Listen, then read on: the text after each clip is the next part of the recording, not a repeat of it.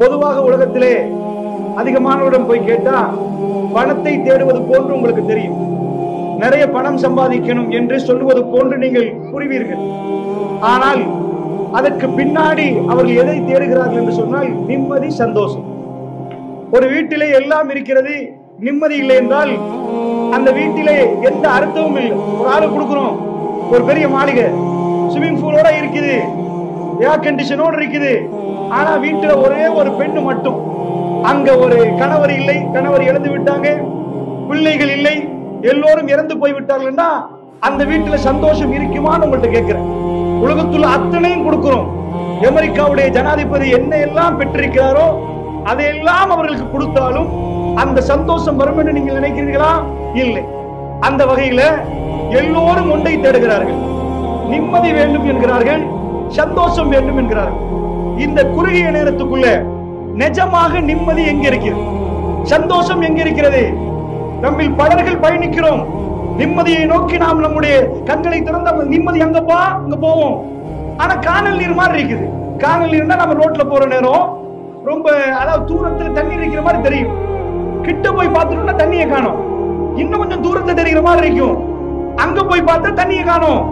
இதே மாதிரி இன்றைக்கு 50, 60, 70, 80 ஆண்டுகள் வாழக்கூடியவிடம் போய் கேட்டா நிம்மதியை கண்டீங்கன்னா பலர்கள் நிம்மதி என்ன என்னன்னு தெரியல. நம்ம தேடினோம், அந்த நிம்மதி நமக்கு வரல. நேத்து சிரித்தோம், சிரிப்பு இன்றைக்கு காணல, அழுகை இருக்கிறது. அழுந்துட்டு இருக்கிற நாம் நாளை சிரிப்போம் என்று நினைக்கிறோம். சிரிப்பு வந்து 5 நிமிஷத்துல அது மறந்து போகுது.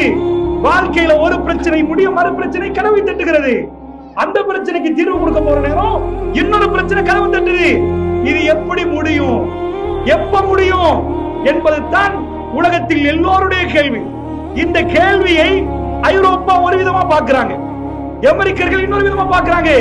அவங்க என்ன நினைக்கிறாங்கன்னா, அக்கவுண்ட்ல ஒரு 100 மில்லியன் போட்டுட்டோம்னா பிரச்சனை முடிஞ்சிடும், சல்லிய போட்டுட்டோம்னா கதை முடிஞ்சு. அதனால ஏழைகள் பணக்காரர்கள் வீட பார்த்து அவங்களுக்கு என்னப்பா எல்லா பிரச்சனையும் எங்களுக்கு தான், இந்த பணம் இருந்தா பிரச்சனை முடிஞ்சிடும் என்று பணக்காரர்களை பார்த்து ஏழைகள் ஏங்குறாங்க. அவங்க நிம்மதியா நிக்கிறாங்க, பிராடோல போறாங்க, வாகனத்துல போறாங்க, வீட்டுல ஏசி இருக்குது. அந்த வீட்டுல என்ன பிரச்சனை?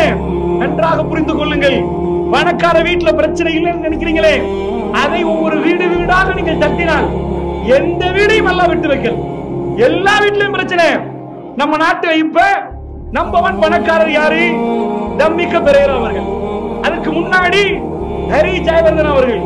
அதுக்கு முன்னாடி இந்த அளவுக்கு நீண்ட காலமாக இலங்கையில நம்பர் 1 இடத்துல ஒரு பணக்காரர் இருக்கல, அவர் பேர் தேசமானிய, தேசபந்து.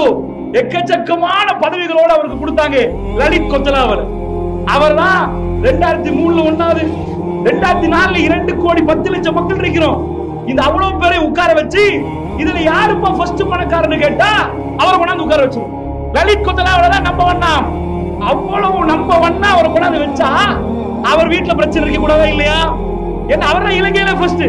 அவருக்கு பிறகுதான் மத்த அவ்வளவு பேரும். அவர்கிட்ட போய் கேளுங்க, உங்க வீட்டுல பிரச்சனையான்னு கேட்டீங்கன்னா அவர் வாழ்க்கை சொல்லும். அவர் சொல்ல மாட்டார். பெருத்த பணக்காரர். சுனாமிக்கு பிறகு more than 400 consolidated company, 400 கம்பெனிக்கு டைரக்டர் அவர். ஒரு நாளைக்கு ஒரு கம்பெனி போனா கூட வருஷத்துக்கு 365 நாள். அவ்வளவு பணம் அவருக்கு இருக்குது. அவருக்கு என்னப்பா பிரச்சனை? அவருக்கு ஒரு பிரச்சனையா, ரோட்ல போற ஏழையில ஒரு ஏழை இங்கால ஒரு புள்ளைய தூக்கிட்டு அங்கால ஒரு புள்ளைய வச்சுட்டு 4 புள்ளைய கைய பிடிச்சிட்டு போற அந்த ஏழைய பார்த்து அவருக்கு பொறாமையா இருக்கு. அவர் அரண்மனையில் அவரை வாப்பான்னு சொல்வதற்கு அவருக்கு பிள்ளை இல்லை. எத்தனை கோடி செலவழிச்சிருப்பான்னு நினைக்கிறீங்க? இறைவன் ஒன்றை கொடுக்க நாடினால் அதை கொடுப்பான். கொடுக்க நாடலண்டா அது எத்தனை கோடி கொடுத்தாலும் கிடைக்காது. நான் கேட்கிறேன், அவருக்கு போய் நீங்க நிம்மதி செல்ல கொடுக்கலுமா? அவருக்கு போய் நீங்க ஆறுதல் சொல்லலாமா? எப்ப அந்த ஆளுக்கு புள்ள இருக்குது, இவருக்கு பிள்ளை இல்லைண்டா ஏங்கி துடிக்கிறார், தவிக்கிறார், பல கோடிகளை கொட்டுகிறார். இறைவன் அவருக்கு அந்த ரிஸ்கை கொடுக்கவில்லை. நீங்க பணத்தை தான் ரிஸ்க்ன்றீங்க, குழந்தை ரிஸ்க் தான். இத ஒரு ஏழை பார்த்தாண்டா அவர் ஏழையை பார்த்து என்ன நினைப்பாரு? அடடா 10 பிள்ளையாச்சு, எப்படி கொடுத்து வச்சவன் தெரியுமா? எனக்கு பிள்ளை இல்ல 10 புள்ள பாடுவார். அந்த வீட்டுக்கு போய் தட்டி கேட்டா உங்களுக்கு 10 பிள்ளையாமே, நம்ம நாட்டு நம்பர் 1க்கு பிள்ளை இல்லையாமே, உங்களுக்கு 10 பிள்ளையாமே என்று கேட்டு அவர் சொல்லுவாரு, ஏப்பா 2 தர்றேன் வணங்க, இன்னைக்குதான் வந்த பால்மா முடிச்சா, இப்ப கொடுக்க பால்மா கொடுத்தா பெம்பஸ் வாங்குங்கன்றா. இது முடி இன்னொன்று தலையை சுத்துது. எவ்வளவு சம்பாதிக்கிறது? அவருக்கு ஒரு குழந்தை கிடைத்தால் பால்மா கம்பெனியை போடுவார். நான் கேட்கிறேன், அவருக்கு ஒரு பிரச்சனை, இவருக்கு ஒரு பிரச்சனை. பிரச்சனைகள் எல்லோருக்கும் இருக்கிறது, பிரச்சனை இல்லாம இல்ல, பிரச்சனை மாறுகிறது. பிராடோல உட்கார்ந்த பிரச்சனை இல்ல நினைக்காதீங்க. அவருக்கு வேற பிரச்சனை, இவருக்கு வேற பிரச்சனை. அல்லாஹ்வுடைய அருளால் மிக பெரும் பணக்காரர்களை பழகக்கூடிய வாய்ப்பை அல்லாஹ் எனக்கு தந்தார். ஒவ்வொரு வீடுகளிலும் கண்ணீர் வடிக்கிற மாதிரி கடுமையான பிரச்சனை. ஒரு பெரிய பணக்காரர், அவர் ரொம்ப பெரிய கொடை வள்ளல். அவரோடு உட்கார்ந்து பேசுற நேரம் ஒரு நாள் அவருடைய குடும்ப வலிமாவுக்கு நான் போறேன், அவரை காணல. அவர் லேட்டா வர்றாரு. என்னன்னு கேட்கிறேன், என்னப்பா உங்க குடும்ப கல்யாணம், நீங்க லேட். அவர் சொல்லுகிறார், அவருக்கு பிள்ளைகள் எல்லாம் கொடுத்தான், உட்கார்ந்து இருந்தா அவர் அக்கவுண்ட்டுக்கு பேலன்ஸ் கொடுத்துட்டே இருக்கும். அவ்வளவு பெரிய கோடீஸ்வரர்.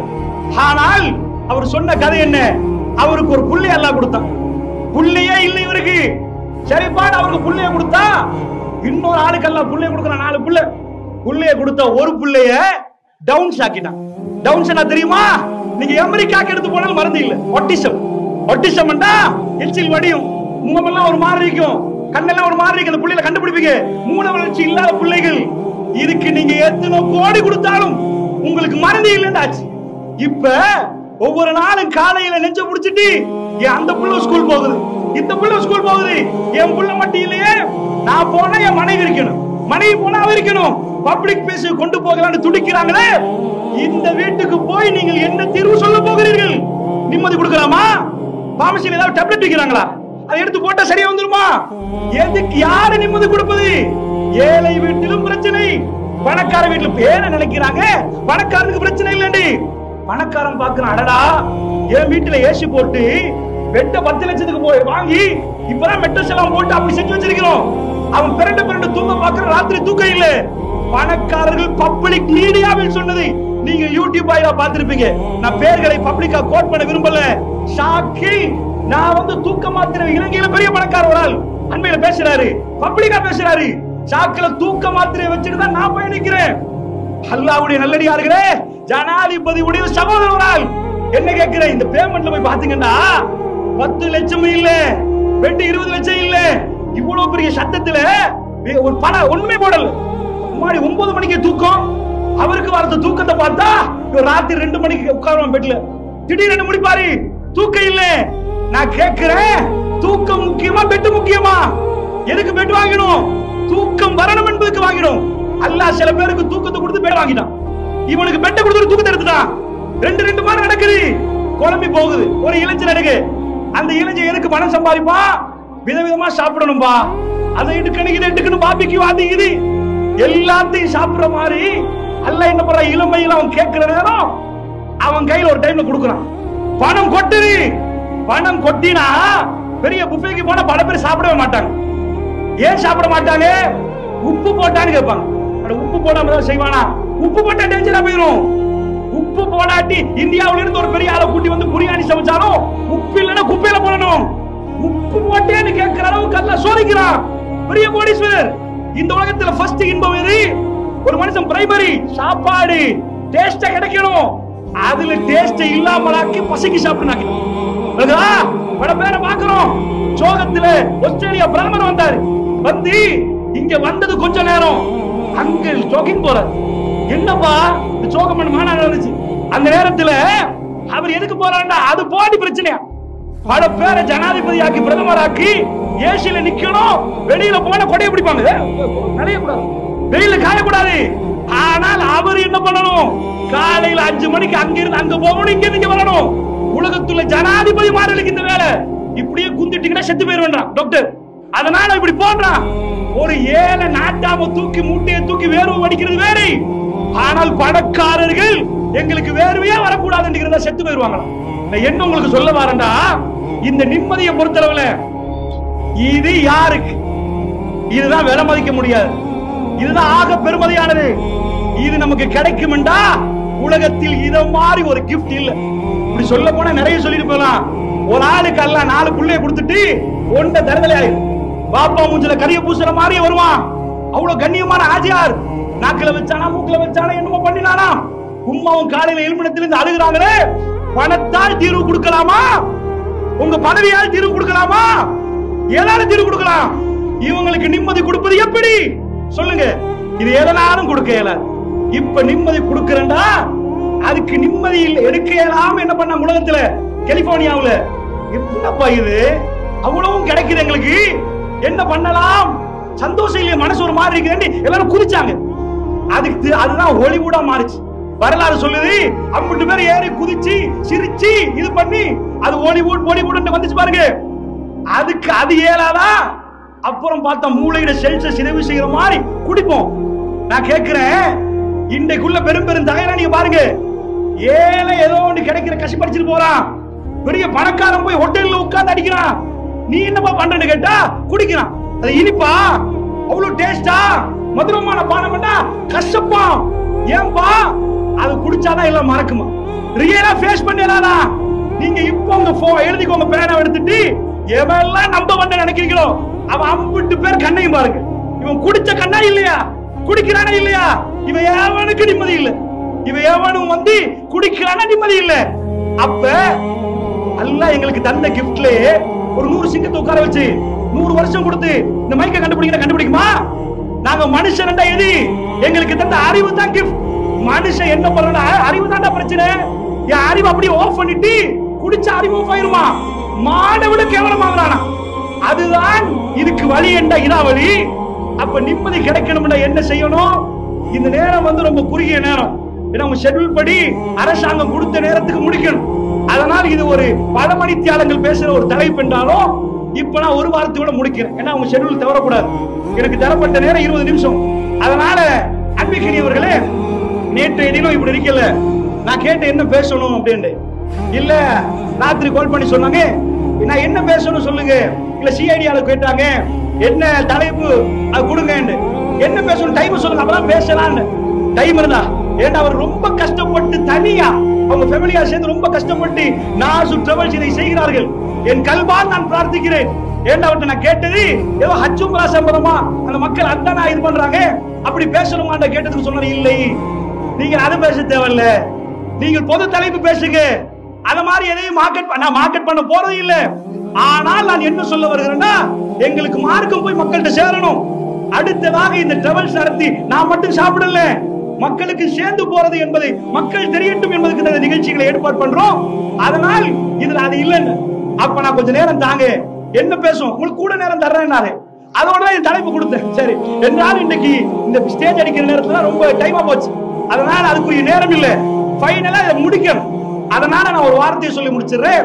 நிம்மதி எங்கன்னு நீங்க கேட்டீங்கன்னா, இதை நீங்க தேடி எங்க போனாலும் சந்தூக்கை தூக்கி போகும் வரைக்கும் இதுக்கு ஆன்சர் கிடைக்காது. ஏன் கிடைக்காதுன்னா, ஐரோப்பால உள்ளவனுக்கு கிடைக்கல. அவன் சேர்த்து சல்லியை சேர்த்து வச்சுட்டு வருஷத்துக்கு ஒரு முறை டூர் போனான். அப்பயாவது சிரிப்பம் பார்த்தா டூர்ல வந்து பிரச்சனை படுத்திட்டு போறான். எங்கேயாவது இலங்கையில வந்தா, இலங்கையில வந்த இடத்துல பிரச்சனை, அங்க போன இடத்துல பிரச்சனை, டூர்ல 4 கஷ்டம். சிரிக்க வந்தா அங்க போய் பார்த்தா உள்ள உளுந்து ஐசியூல ஆக்சிடென்ட் சொல்லி வருமா, நோய் சொல்லி வருமா? இல்ல. அமெரிக்கா பிரசிடென்ட்க்கு இப்ப என்ன பிரச்சனை? ஜோ பைடன் இப்படி வர்றாரு மேடைக்கு, நாங்க வர்ற மாதிரி வர்றாரு. முழு வேர்ல்டும் பார்த்துச்சு. ஜோ பைடன் ஓடி வர்றாரு. அமெரிக்கன் பிரசிடென்ட் நடந்து வர மாட்டாங்க. நாங்க ரொம்ப ஹெல்த்தியான ஆட்கள் காட்டு.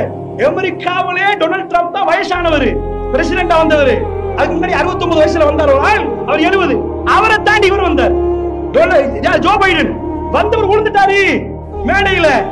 அடுத்த நாள் அமெரிக்கா பிரஸ் கான்ஃபரன்ஸ்ல பப்ளிக் வைக்கிறது ஓடி வந்து காட்டுறார். நான் ஸ்மார்ட்டா தான் நிக்கிறேன். என்ன ஸ்மார்ட்?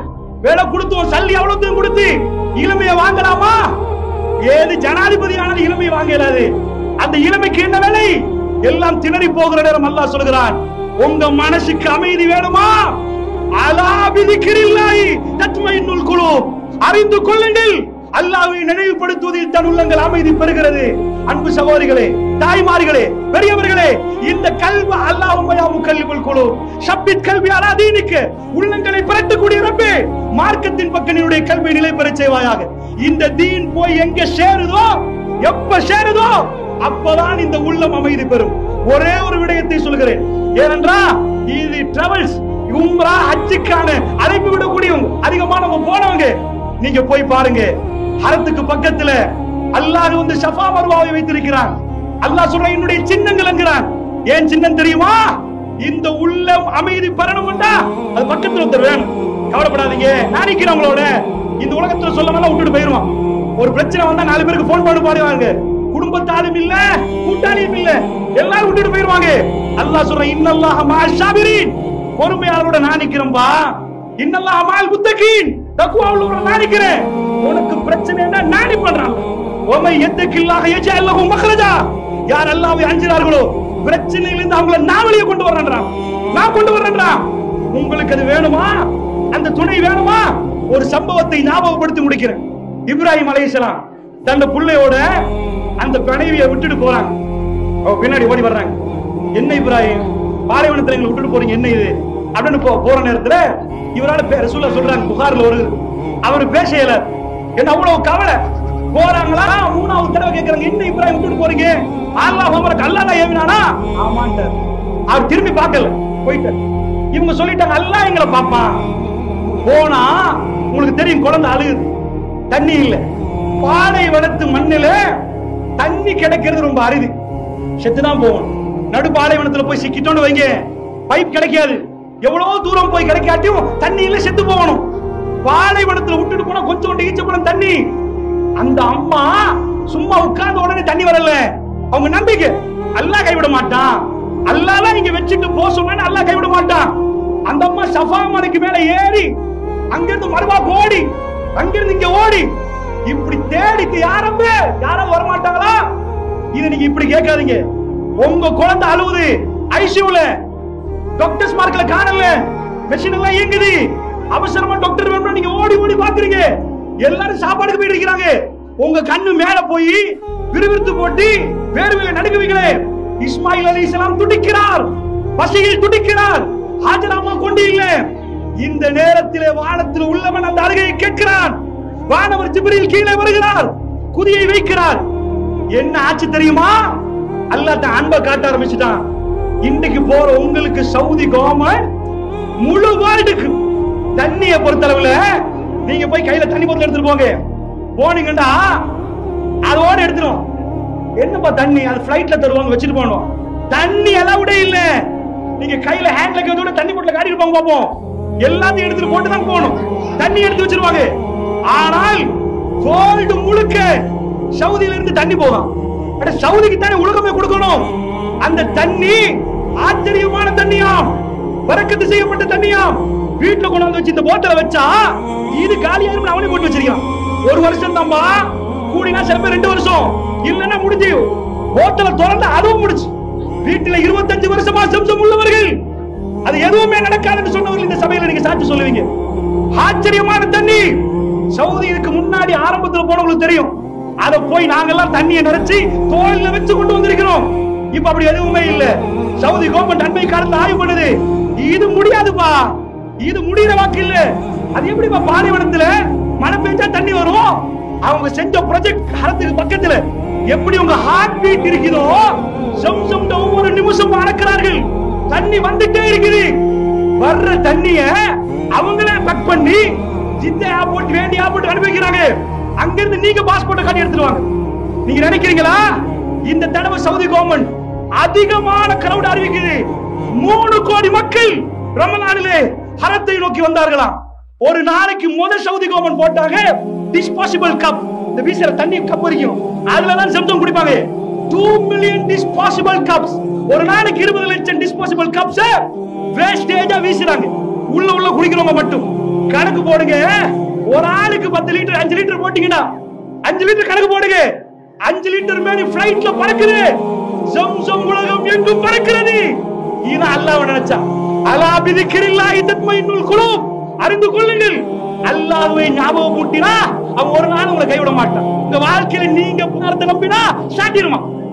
அதுல கேளுப்பா, நீ தான் பணத்தை நம்பின பணத்தை கேளு. நீ தான் அரசியல்வாதியை நம்பி அவன்கிட்ட கேளு. நீ தான் நம்பி அவன்கிட்ட கேளு. நீ ரப்பை நம்பினால் உன்னை கைவிட மாட்டான் என்ற பாடத்தை அல்லாஹ் படித்து தருகிறானே. உலகத்துல போகாத தண்ணி, நிக்காத தண்ணி. சரிப்பா, கொரோனா வந்துச்சு. கொரோனால ஹரத்துல எல்லாம் பூட்டியாச்சு. உம்ரா இல்ல ஒண்ணு இல்லண்டாச்சு. ஒரு ஆள் தொடர்ந்தா அங்க உள்ளவங்க கொஞ்சம் பேர் தொடர்ந்தாங்க. இந்த தண்ணி என்ன ஆகணும்? வந்து வந்து வந்து வந்து மத்த காலத்துக்கு 3 கோடி பேர் குடிச்சாங்களா? ஊருக்கு எடுத்து போனாங்களா? அதே தண்ணி வந்தா காபத்துல்லா இடிச்சிருமே. வராது. ரசூலுல்லாஹ் காலத்துல அது என்ன ஜம்சம்.